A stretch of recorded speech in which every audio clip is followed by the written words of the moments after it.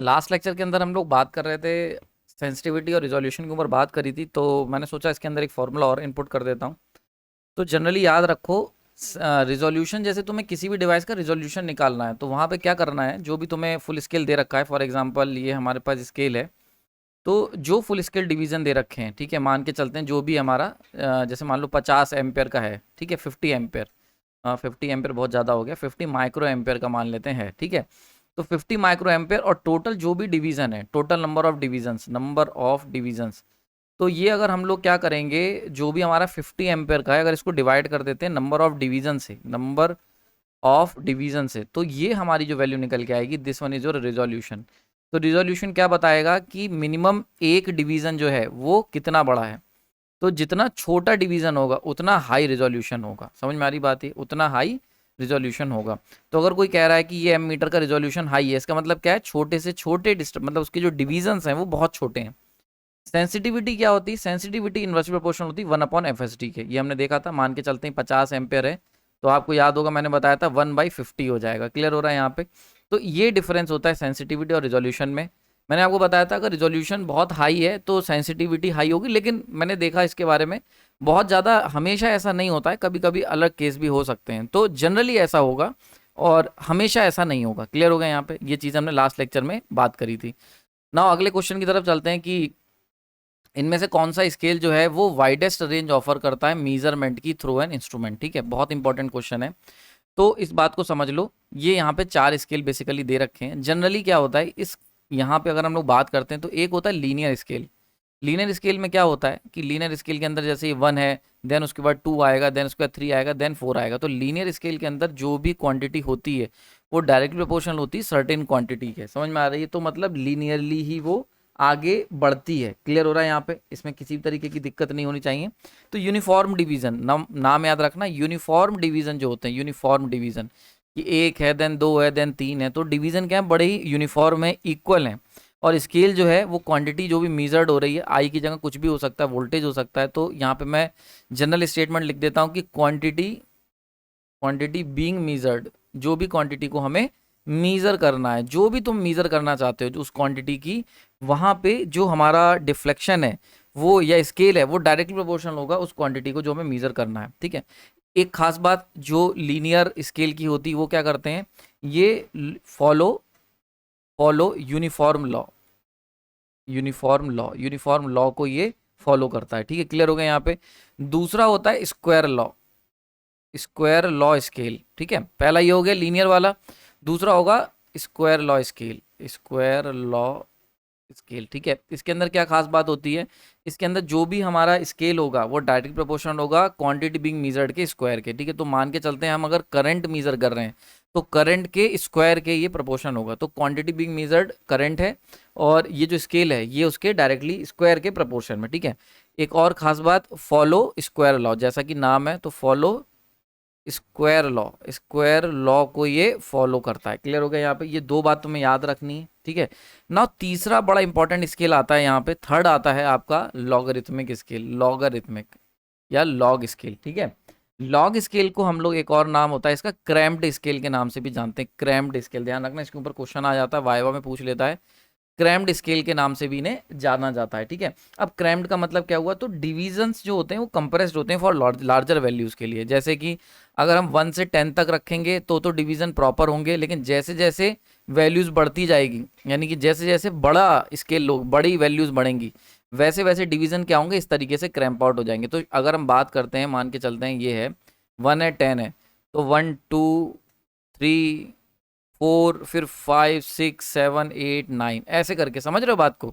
तो logarithmic scale अगर कभी भी तुम ध्यान से देखोगे तो इनिशियल वैल्यूज में गैप प्रॉपर होता है, प्रॉपर गैप देखने को मिलेगा, लेकिन जैसे ही लार्जर वैल्यूज हम लेते हैं, ठीक है, लार्जर वैल्यूज, ठीक है, लार्जर वैल्यूज, तो देखने को तुम्हें मिलेगा इनकी जो वैल्यूज के जो डिविजन्स हैं वो एकदम बिल्कुल कंप्रेस्ड होते हैं। ठीक है, तो जितनी बड़ी वैल्यू उतना कंप्रेस स्केल होगा। ठीक है, तो यानी कि क्रैम्प्ड स्केल इसका यूज होता है। एक तो ये खास बात हो गई। दूसरी बात समझ लो बहुत ध्यान से, जनरली अगर हम लोग बात करते हैं, अगर हम नॉर्मली अगर मैं कहता हूँ यहाँ पे कि डिवीज़न ऐसे दे रखे हैं, लीनियर स्केल की खास बात क्या होगी, लीनियर स्केल अगर जैसे मान के लेते हैं तो 1, उसके बाद 2 आएगा, देन उसके बाद 3 आएगा, देन उसके बाद 4 आएगा, तो क्या हो रहा है, जो भी स्केल है तुम्हारा वो +1 के मैग्नीट्यूड से बढ़ रहा है, ठीक है, +1 के मैग्नीट्यूड से बढ़ रहा है, तो ये हो गया तुम्हारा लीनियर स्केल, ठीक है। वहीं पर अगर कोई स्केल है जो जिसमें स्टार्ट होगा 1 से, देन 1 की पावर 10 की पावर 0, फिर 10 की पावर 1, फिर 10 की पावर 2, फिर 10 की पावर 3, ऐसे स्केल बढ़ रहा है, समझ में आ रही बात ये, यानी कि इंटू 10 के मल्टीपल से स्केल बढ़ रहा है, तो ये हो जाता है तुम्हारा log 10 का स्केल। जनरली log 10 का स्केल होता है, log 10 की जगह तुम कोई भी बेस चेंज कर सकते हो, उसी हिसाब से वैल्यूज चेंज हो जाएंगी। तो ऐसा स्केल जिसके अंदर 10 की पावर से हमारा स्केल बढ़ रहा होगा वो हो जाएगा तुम्हारा लॉगरिथमिक स्केल, ठीक है। तो दो पहचान जो आपको याद रखनी लॉगरिथमिक स्केल की, एक तो क्रैम्ड वैल्यूज, क्रैम्ड स्केल होता है मतलब जितनी लार्जर वैल्यूज होंगी उतना क्लोज जो फाइनल वैल्यूज, मतलब जितनी बड़ी वैल्यू होंगी उतना उनका डिवीजन जो होगा वो छोटा होता चला जाएगा, उल्टा होता है, समझ में आ रहा है, क्लियर। और दूसरी बात क्या होगी, लीनियर स्केल जो होता है वो +1 से बढ़ेगा या +2 से बढ़ेगा या +3 से बढ़ेगा, मतलब एडिशनल में बढ़ेगा, यानी कि प्लस में बढ़ेगा। तो अगर +3 से बढ़ रहा है तब भी लीनियर है, +5 से बढ़ रहा है तब भी लीनियर है। लेकिन अगर हम बात करते हैं लॉगरिथमिक स्केल की तो ये मल्टीपल में बढ़ेगा, समझ में आ रहा है, मल्टीप्लाई बाई 10। तो अगर +10 से भी बढ़ रहा है तब भी ये लीनियर स्केल है, मतलब 10 फिर 20 फिर 30 फिर 40, this is a linear scale, +10 से बढ़ रहा है, ठीक है। तो प्लस से जब बढ़ेगा तो लीनियर हो गया, और मल्टीप्लाई से बढ़ेगा तो this will become logarithmic scale. समझ में आ रही बात ही, जैसे मल्टीप्लाई बाई 10, मल्टीप्लाई बाई 2 हो सकता है, ठीक है, 2 से बढ़ जाए। तो जब भी मल्टीप्लाई से बढ़ेगा तो this will become the logarithmic scale. So ये खास बात होती है। तो जितनी वाइडेस्ट वैल्यू, अच्छा यूज कहाँ करते हैं, तो जनरली लॉग का काम करा जाता है, लॉग स्केल लिया जाता है जब बहुत बड़ी वैल्यूज हमें मेजर करनी होती है, वाइड रेंज की, ठीक है। तो जब भी वाइड रेंज की वैल्यू मेजर करोगे, जिनकी मतलब रेंज किलो हर्ट्ज बहुत ज़्यादा, जैसे फ्रिक्वेंसी हमें मेजर करनी किलो हर्ट्ज तक जा रही हैं, तो उनको 0 से लेके किलो हर्ट्ज तक अगर एक ही लीनियर स्केल बनाओगे तो बहुत बड़ा स्केल चाहिए होगा। तो इसीलिए हम लोग क्या करते हैं, लॉगरिथमिक स्केल का इस्तेमाल करते हैं जब भी हम लोग वाइडेस्ट रेंज को मेजर करते हैं। क्लियर हो गया यहाँ पे, समझ में आ गई होगी बात, ये आई होप क्लियर हो गया होगा। नेक्स्ट हम लोग बात कर लेते हैं डेड टाइम की। क्या होता है dead time of an instrument refers to, dead time किसको कहते हैं, बहुत अच्छा क्वेश्चन है ये, आया हुआ है आपका जेई में, आया था 2017 में, इसको समझ लो बहुत ध्यान से। तो जनरली क्या होता है, जब भी हम फॉर एग्जांपल अगर तुम कोई भी मेजरमेंट परफॉर्म कर रहे हो, ठीक है, तो मान के चलते हैं तुम्हारी करंट वैल्यू यहाँ पर थी। अब जैसे ही तुमने इनपुट को चेंज करने की शुरुआत करी, तुमने इनपुट चेंज कर रहे हो, ये ठीक है, this is your input, input को तुम चेंज कर रहे हो, पर आउटपुट क्या है, आउटपुट तुम्हारा यहीं पर ठहरा हुआ है, ठीक है। अब क्या हुआ, तुमने इनपुट बदला, आउटपुट में कोई चेंज नहीं, फिर तुमने इनपुट और बढ़ाया, आउटपुट में कोई चेंज नहीं, फिर एक मैक्सिमम इनपुट तुमने, मैक्सिमम इनपुट हमने दिया, मैक्सिमम इनपुट दिया हमने, तब भी आउटपुट में कोई चेंज नहीं आया। तो वो जो मैक्सिमम इनपुट दिया, ठीक है, जिसमें आउटपुट में कोई चेंज नहीं आएगा, वो मैक्सिमम इनपुट जो होगा, this is what we called dead zone, ठीक है, ये कहलाएगा डेड जोन। समझते रहे ना, सारी चीजें समझा रहा हूं मैं, डेड जोन हो गया ये, यानी कि जैसे ही तुम इस वैल्यू को पार करोगे तो फिर आउटपुट चेंज होने लग जाएगा। क्लियर हो रहा है यहाँ पे, समझ में आ रहा है। तो जैसे फॉर एग्जांपल, एक एग्जांपल के तौर पे समझते हैं, मान के चलते हैं तुम्हारा मीटर 10 वैल्यू मेजर कर रहा था, 10 वोल्ट, ठीक है, और आउटपुट ये हो गया इनपुट, और ये मान के चलते हैं इनपुट है, ये वाला पॉइंट है हमारा आउटपुट का, आउटपुट वैसे ही था, कोई दिक्कत नहीं है, 10 वोल्ट ही हम मेजर कर रहे थे। अब क्या हुआ, ध्यान से समझना, तुमने क्या करा, तुमने 11 वोल्ट करा, कोई चेंज नहीं आया, आउटपुट अभी भी 10 पे ही है। तुमने 12 वोल्ट करा, आउटपुट अभी भी 0 ही दे रहा है, मतलब 10 वोल्ट ही दे रहा है, आउटपुट इक्वल टू 10 वोल्ट। फिर तुमने क्या करा, 13 वोल्ट करा, आउटपुट अभी भी 10 वोल्ट दे रहा है, ऐसे करके बढ़ाते गए, 15 वोल्ट तक ले गए। जैसे ही 15 वोल्ट करा, आउटपुट तुम्हारा अभी भी 10 ही दिखा रहा है। अब क्या होगा, जैसे ही तुमने 16 वोल्ट करा तो आउटपुट 11 वोल्ट दिखाने लगेगा, समझ में आ रही, आउटपुट 11 पे आ गया, ठीक है। तो 15 तक आउटपुट वहीं रहा, कोई चेंज नहीं आया आउटपुट में, 15 तक आउटपुट सेम रहा। जैसे ही तुमने 16 करा तो इसने 11 दिखाने लगा। क्लियर हो रहा है यहाँ पे। तो ये जो जैसे ही तुमने क्या करा, 16 करा, 16 पे आउटपुट 11 दिखा रहा है। तो ये जो चीज़ होती है कि 16 पे 11 दिखा रहा है, तो 15 तक हमने कोई चेंज, 15 तक हमने, तो मैक्सिमम इनपुट जो हमने चेंज करा जिसमें आउटपुट में कोई चेंज नहीं आया, ठीक है, तो इसको हम लिख सकते हैं लार्जेस्ट, सुन लो ध्यान से, largest change in input quantity. हमने इनपुट की क्वांटिटी में सबसे बड़ा चेंज कितना करा, for which there is no output, ठीक है, ऑफ इंस्ट्रूमेंट, कोई आउटपुट प्रोड्यूस नहीं हुआ।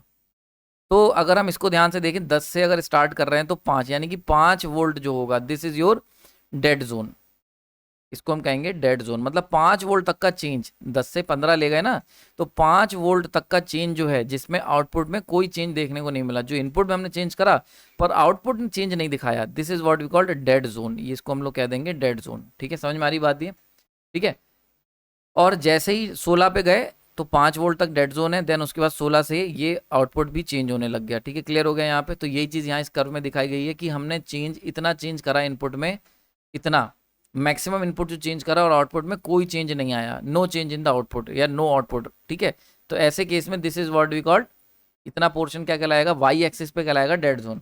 अच्छा, ये तुमने वैल्यू जो बढ़ाई, बहुत ध्यान से समझना, 10 वोल्ट से लेके 15 वोल्ट तक, ये बढ़ाने में मान के चलते तुम्हें 10 सेकंड लगे, तो तुमने देखा कि 10 सेकंड तक आउटपुट में कोई चेंज नहीं आया। तो ये जो टाइम पीरियड है, ठीक है, this is what we called dead time. Dead time ध्यान से समझ लो। डेड जोन क्या है? तो डेड जोन वो रेंज है, वो इनपुट है जिसके अंदर इनपुट क्वांटिटी जो हमने चेंज करी, लार्जेस्ट चेंज है। डेड जोन क्या है? लार्जेस्ट चेंज जो हम इनपुट में करेंगे और आउटपुट उसको नकार देगा, मतलब मेजर नहीं करेगा, कोई चेंज डिफ्लेक्शन शो नहीं करेगा। और एक्स एक्सिस पे क्या है? टाइम है हमारा, तो मतलब कितनी देर तक आउटपुट नहीं आया। जब हमने इनपुट चेंज करना स्टार्ट करा तो मान के चलते हैं 0 सेकंड से स्टार्ट करना शुरू करा, बटन ऑन करा और देखा हमने 5 सेकंड तक अगले कोई चेंज नहीं आया। 5 सेकंड तक हमने वैल्यू बढ़ा दी 15 वोल्ट। 6वें सेकंड में क्या करा हमने, वैल्यू 16 करी और चेंज आ गया। तो 0 से लेके 5 सेकंड तक ये टाइम क्या हो जाएगा? ये हो जाएगा तुम्हारा डेड टाइम। क्लियर हो रहा है यहाँ पे? तो time before the instrument begins to response after quantity being altered, यानी कि क्वांटिटी अल्टर्ड मतलब चेंज करी है, तो कितना टाइम लगा इंस्ट्रूमेंट को रिस्पॉन्स करने से पहले क्वांटिटी चेंज होने के बाद। ठीक है, तो रिस्पॉन्स का टाइम कितना लग गया जब हमने क्वांटिटी चेंज कर ली, this is what we call dead time. तो C1 is the correct option. तो क्लियर, समझ में आ गया होगा? अच्छा, इसके पीछे रीज़न क्या होता है? तो रीज़न बेसिकली क्या होता है कि जो हम लोग इंस्ट्रूमेंट यूज़ कर रहे हैं उसके अंदर जो टॉर्क बन रहा है, भाई तुम्हें पता है कि जो निडल होती है इसके अंदर टॉर्क बनता है, डिफ्लेक्टिंग टॉर्क। ये जो टॉर्क है ये लेस देन है फ्रिक्शन से, मतलब उसके अंदर जो फ्रिक्शन है वो ज़्यादा स्ट्रांग है कंपेयर टू द जो टॉर्क बन रहा है। तो इसीलिए क्या हो रहा है कि वो जो टॉर्क है ना वो इतना सफिशिएंट ही नहीं कि उस फ्रिक्शन को ओवरकम कर पाए, और जैसे ही उस फ्रिक्शन को हम ओवरकम कर पाते हैं हमारा डिवाइस चलने लगता है। तो टॉर्क जो बन रहा है, ठीक है, तो ये जो ड्राइविंग फोर्स है, जो टॉर्क के अंदर जो डिफ्लेक्टिंग टॉर्क मतलब निडल में आ रहा है वो कम है फ्रिक्शन से, तो फ्रिक्शन ज़्यादा होगा तो ये समस्या देखने को आती है। ठीक है, क्लियर हो गया? तो डेड जोन और डेड टाइम दोनों अलग अलग टॉपिक हैं, क्लियर हो गए होंगे। ठीक है, नेक्स्ट यहाँ पे आता है function of measurement system are. देखो ये बहुत ही हल्का क्वेश्चन था लेकिन मैंने इसलिए ले लिया क्योंकि ये कई बार एग्जाम में आया हुआ है। ठीक है, 2017 में आया है, देन 2018 में आया है।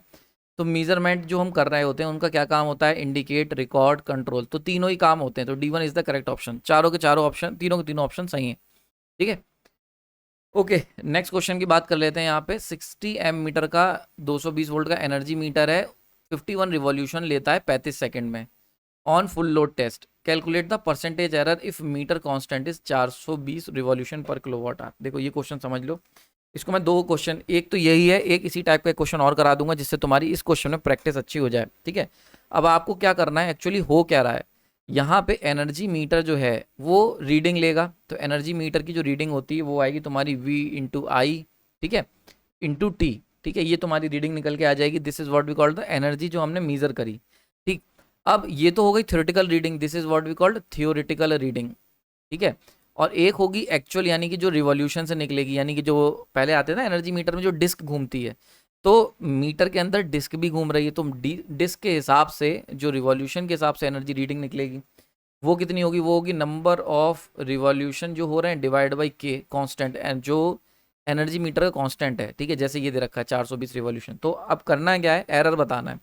तो एरर क्यों आएगा? क्योंकि इन दोनों के बीच में जो एरर आएगा थ्योरेटिकल और एक्चुअल वैल्यू के बीच में, तो percentage error this should be equal to the E revolution minus E theoretical divide by E theoretical. मतलब थ्योरेटिकल वैल्यू के कंपैरिजन में जो रिवॉल्यूशन ले रहा है, यानी कि जो चक्री घूम रही है, उसके में क्या एरर आएगा, तो उसका फॉर्मूला आपके पास ये वाला फॉर्मूला होता है। ठीक है, ध्यान से समझ लो। तो समझ में आगे वो करना क्या है, अब तो इसको कोई भी कर लेगा, लेकिन पहले ये तीन कॉन्सेप्ट समझ लो। पहला कॉन्सेप्ट थ्योरेटिकल वैल्यू हो गई एनर्जी मीटर की, ये हो गया तुम्हारा जब डिस्क घूम रही है, तो मान के चलते हैं उसने इतने रिवॉल्यूशन लिए डिवाइड बाई के, तो यहाँ से एनर्जी मेजर हो गई। एंड देन एरर किसके बीच में आएगा? रिवॉल्यूशन वाले से, यानी कि एक्चुअल वैल्यू माइनस जो थ्योरेटिकल वैल्यू है divide by theoretical value, that is the formula. अब देखो यहाँ पे रख के देख लेते हैं, तो ई थ्योरेटिकल अगर निकालें तो वी कितना है 220 इंटू करंट कितना है 60 इंटू टाइम कितना लग रहा है 35 सेकंड।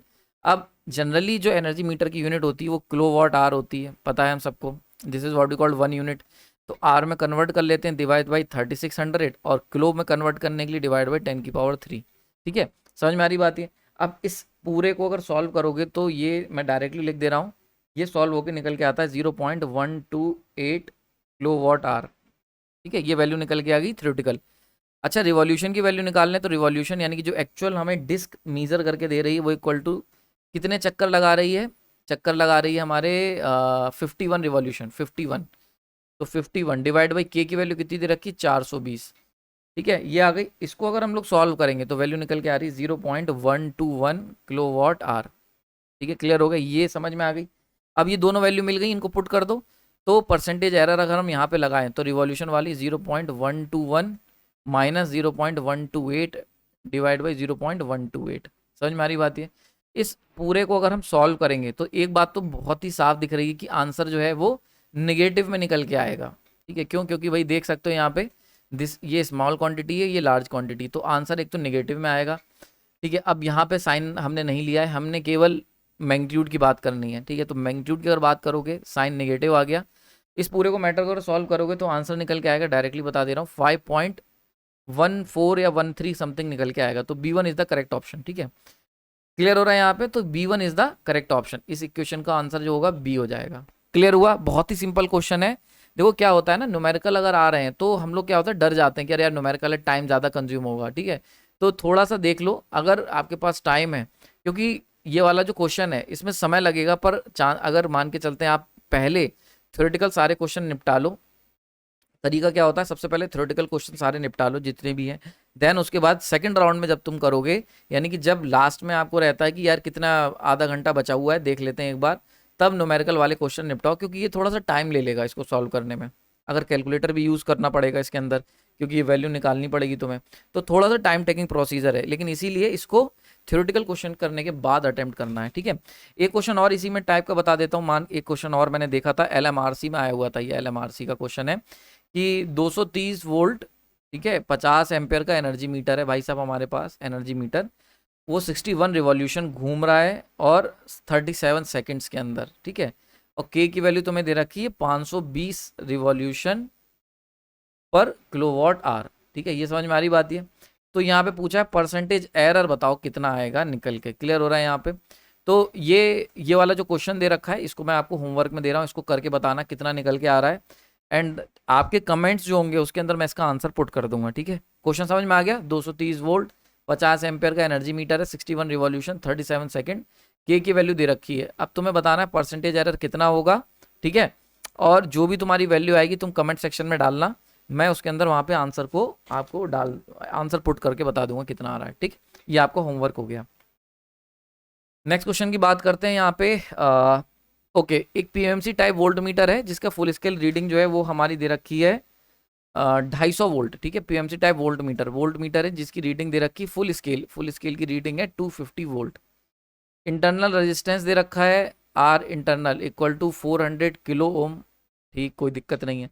एक सीरीज रेजिस्टेंस हमने कनेक्ट कर दिया है इसके साथ, तो आर सीरीज लगा दिया, कितना 100 किलो ओम का एक सीरीज लगा दिया। Calculate sensitivity of the volt meter. ठीक है, अब देखो सेंसिटिविटी के लिए मैंने सिंपली फॉर्मूला बताया था, वो कितना होता है 1/i फुल स्केल, यानी कि एक वोल्ट मीटर के अंदर पूरे डिफ्लेक्शन को दिखाने के लिए मान के चलते हैं जो वोल्ट मीटर है ये 250 वोल्ट इसका मैक्सिमम फुल स्केल डिफ्लेक्शन है।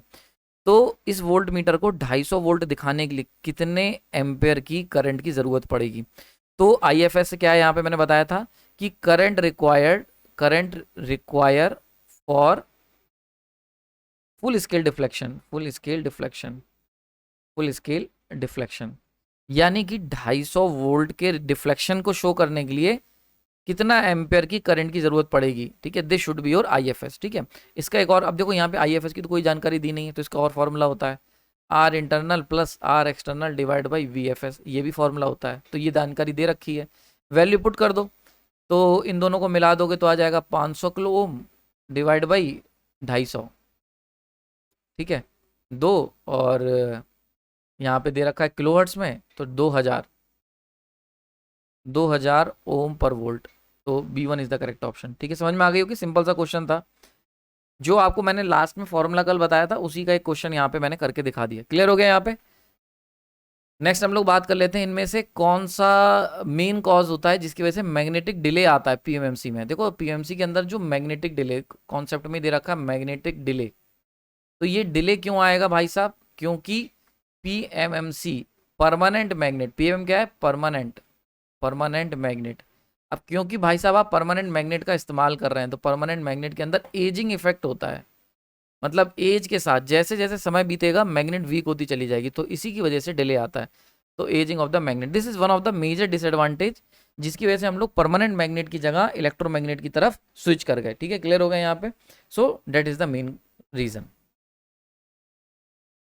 ओके, नाउ एक क्वेश्चन देख लेते हैं यहाँ पे, बढ़िया क्वेश्चन दिया हुआ है। यहाँ पे पूछा गया है what will be the deflection of a moving iron instrument when inductance of the moving iron is, L की वैल्यू दे रखी है 20+4 थीटा, ठीक है, माइक्रो हेनरी।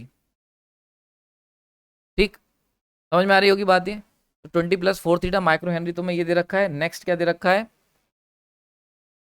थीटा रेडियन में है। डिफ्लेक्शन करंट आई की वैल्यू दे रखी है 5 एम्पेयर, के की वैल्यू दे रखी है 10 × 10⁻⁻6। अब ये पूछा गया है भाई साहब आपसे what will be the deflection, आपको बताना है, थीटा बताना है। तो ये है मीजरिंग एम आई के अंदर थीटा का फॉर्मूला क्या होता है, तो एम आई के अंदर थीटा का फॉर्मूला होता है 1/2 × I² डिवाइड बाई के × DL/d थीटा। सिंपल है, ये वाला फॉर्मूला होता है, नहीं पता तो नोट कर लेना। ठीक है, सिंपली हमारे पास होता है जिसमें ये हो गया डिफ्लेक्शन एंगल रेडियन में, इंडक्टेंस हो गया हेनरी में, और के की तो वैल्यू पता ही है। तो अब क्या करना है, एल तो मैं दे रखा है, DL/d थीटा निकाल लो इसी का।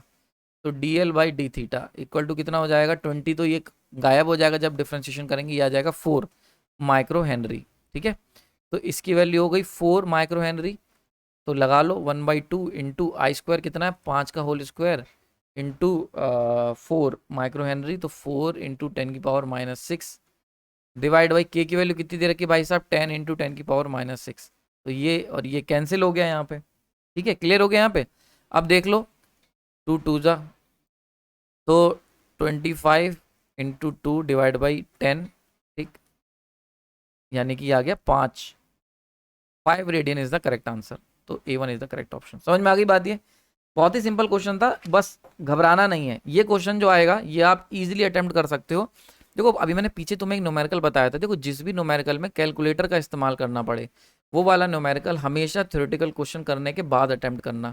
और जिस क्वेश्चन में आपको डायरेक्टली आंसर निकल जाए, जैसे ये वाला क्वेश्चन है, इसमें 90% चांस है कि डायरेक्टली आंसर निकलेगा, कैलकुलेटर की ज़रूरत ही नहीं है। तो ये फ्री फंड का क्वेश्चन है, इसको सॉल्व करना तुरंत ही। ठीक है, क्लियर हो रहा है यहाँ पे। आई होप बिल्कुल आपको समझ में आ रहा होगा। किसी भी तरह डाउट हो तो कमेंट सेक्शन में बता देना। ठीक है, तो यहीं तक रखते हैं यार, नेक्स्ट लेक्चर में और क्वेश्चन करेंगे। आई होप आज का सेशन मजा आया होगा, आपको काफ़ी कुछ सीखने को मिला होगा। ठीक है, 20 से 25 मिनट सफिशिएंट होते हैं। आप छोटे छोटे पार्ट्स में, चंक में मेरी कोशिश रहती है कि मैं समझा सकूं, क्योंकि उसमें मेरा भी कंसंट्रेशन बना रहता है। मैं इससे ज़्यादा लंबे लेक्चर लेता नहीं हूँ। ठीक है, और हम लोग कोशिश करेंगे कि और थोड़ा फ्रिक्वेंटली जो प्राइम ग्रुप है हमारा, उस पर ये MCQs टाइप आपके कवर करते रहें। तो इंस्ट्रूमेंट चल रहा है, बहुत तेज़ी से हम लोग इसको कवर कर रहे हैं। आने वाले समय में और सब्जेक्ट भी इसी पे कवर कर दूंगा मैं। आपने अपना कीमती समय दिया, उसके लिए अगेन धन्यवाद।